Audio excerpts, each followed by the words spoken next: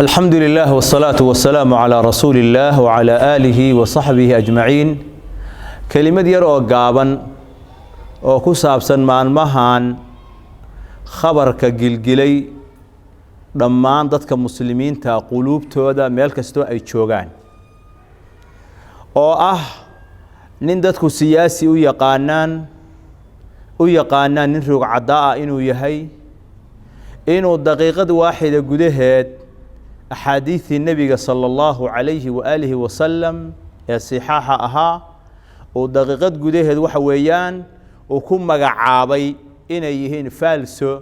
أي ولاد شافك قوتان. سبحانك هذا بهتان عظيم. حديث صحيح البخاري يا صحيح مسلم وكتبت لألفي أقص صحيح صن أي بهذه السهولة هي بهذه الطريقة أي فالسة كن قنا هيان كن يا أفر بقول أو سنة كبضا ما أين نوارين من أين نشوجين أحاديث تاسي إعداد كذابين أو فربضا أيا إسكود يا إني دميان دمين واجي ولا لي الخبر كاسي وحو تصينا هيا ننكا إساقا وحويان مدحي سوع الرئيستي أو دادا وحويان ماشا وكجاري ليدنان إيا حشو ضرو إيا أخلاق حمو إيا ديرنان وكسو دولي مانتي مسلمين تا دحالك أي هايستان كي أقوينا وحويان علمي نبي الله محمد صلى الله عليه وآله وسلم لقد دحلي وحو عقلي سقابا أوتصي وحويان أرنكا إساقا إن لطعني أحاديث النبي فالسا لقوم مقعابه إن وحويان هرمركو وكتشره إن وحويان dumarkii la xaqiray oo la leeday maantana waxa weeyaan hormar ay gaarsiiyeen adduunka haween kaafiraad ah oo aad iyo aad u la cajabay intay wax maamulahayeen sida ay ahaayeen iyo waxa weeyaan dhaqankooda sida ugu taasuray waxaan leenahay ninkaasi wuxuu ku soo duulay muslimiinta asalkoodii oo diinkoodii abuu ku soo duulay asaga iyo kuwa kale oo geedaha fooda ku haya oo fiirsanaya bal sida muslimiintu uga jawaab celiyaan waxa weeyaan waxaad ogaataan diinkan ilaahay baa soo dajiyay ilaahay baana ilaashanaya subhanahu wa ta'ala fadaa'ixda iyo ceebahana maalin baninba god ku dhacahaya oo fadiixoobahaya kelimad buu ku hadlay nabigeenu sallallahu alayhi wa sallam wuxuu yiri qofku wuxuu ku hadlayaa kelimad oonan ka fiirsanin markaasuu naarta ku shalwanahaya wax ka fagaan badan qorrax ka soo bax iyo qorrax u dhac wax ka fagaan badan ayuu sababteed naarta ugu shalwanahaya ninkaasi waxa weeyaan siyaasiyiin ma matalo ummad Soomaaliyeedna uma hadlin mana matalo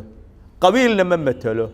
akhyaar iyo gob iyo ganacsatana ma matalo waa naftiisa wax uu ka dareemay oo diin xumo tusinahayo weey إلهي وحول يا ومن يهن الله فما له من مكرم قف إلهي إهانيي وإلهي أود لينا هيو عد كرامين كرتا أو عزين كرتا ما أجرت وحو أركي وحوين إنه تهي دلال كيركع ما لها أود تجي أو باصبور كي تشيل لها وكقعتي أو وريجة هيو حضارات يا البحنمو إنه كجارين يا إنه ديريهين مسلمين توحكله إلهي نوحو كتل مامي ضدك أصيدا وأمانة هيو إنهم إلا كالأنعام بل هم أضل سبيلا كواسي حولها ويكليتان وحولها كلبل ويكسيليتان وانا كسيلون سلام بدايد محايا لي حوله قفك إسكاله وحويان ويأسو هيدان وين يقانان قريقي سنة همينك وكسو هيدات لكن كواسي إلهيجي ماموليي أو أرزاقهاي أو أبوري أو إسكالها أي وحويان ديدانين أسو هيدان أو أي عابدان أي ديدان أكلة القردة والخنازير ذاتك الضوافارك إيا دان يردو عنا أي أيهين إيا كلابتو هدي ما أنت آنو أرقنا أنه مسلمين إن يديشم مدنيهين أو إن لويني أي مدنيهين وحويان سيدي أدو اللوبين بإلهي إن أدو اللينا هيا وحونا فهم من ننكا إساقا ولله العزة ولرسوله وللمؤمنين إلهي سبحانه وتعالى عزك أكتي سويا الله طاعدي سالقو قارا مؤمنين تا أي إلهي طاعدي سكو عزوبي تاسونا فهمين waxaan rabaa inaan baraarujiyo ninka isaga ah iyo kooxa uu ka mid yahay waa kutubo xooro asalkooda dad quraanka loo dhigay cilmiga loo bilaabay cilmiga wax ka dhadhamiyay weeyaan markaasay insilaaq uu ku dhacay oo musiibadaas maanta aad arkaysaan ay ku dhacday waxaa laga yaabaa waxa u geynahaya oo ugu badan inay tahay bal inay gaaladu isku dayaan inay biri ku soo saaraan inay biri ku taageeraan inaad bal xil ku heshid inaad magac ku heshid kuwaas u sacbinahaya oo cawaamta ah oo ag taaganna bal wuxuu u tusinayaa in xuquuq ka maqan u soo dhicinahayo bal waxa weeyaan ilaahay subxaanahu wa tacaala idankiisa haddownan ka toobad keenin oo si degdega uunan oga laabanin waxa weeyaan adduunyada dulli baa u yaalla aakhirana hoog iyo baaba u yaalla xadiidkan uu tacninayaa waa saxiixu albukhaari iyo saxiixu muslim iyo sunanka iyo masaaniiddaba waa ku yaalla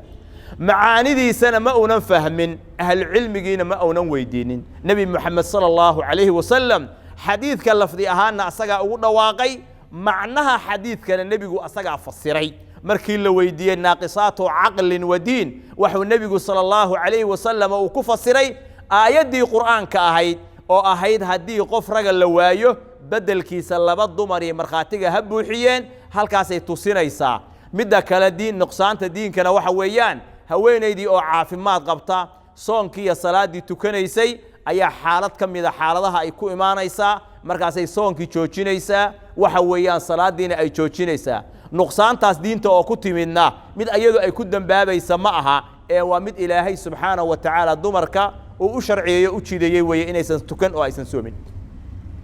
waxaan leenahay ugu dambayn walaalayaal ninkaa isaga ah waxa weeyaan ha laga digtoonaada sharta uu xambaarsan yahay oo uu wado asaga iyo kuwa la mid ahba iyo tacniga diinta islaamka ay tacninayaan waa inaan cod la siinin waa inaan la taageerin waa in ilaahay dartii looga beri noqdaa waxa uu ku soo duulay waa diinkeenni sida culimo badanna ay baraarujiyeen kuwa badanna waxa weeye insha Allah ay uga hadli doonaan waa in ninka isaga ummadda looga digaa fasaadkaas waxa weeyaan uu wado iyo ta'athurka uu ku ta'athursan yahay oo khatarta ah dadkaas waxa weeyaan wax xadaarada iyo wax nolol ay haystaan aan la arag ilaahay wuxuu yiri innahu la yuflihu alkaafiruun gaaladu ma liibaan ay haystaan ma jirto waxa ay garanahayaan waa dhaldhalaal yar oo maalmo ah fariiqun fil jannati wa fariiqun fis sa'iir asalkoodana saciira ayay ku dambaynahayaan markaasay waxay leeyihiin hadaan wax maqli lahayn oo aan caqli lahayn saciira asxaabteeda ma aanan ahaanin sallallahu ala nabiyina muhammad wa ala alihi wa sahbihi ajma'in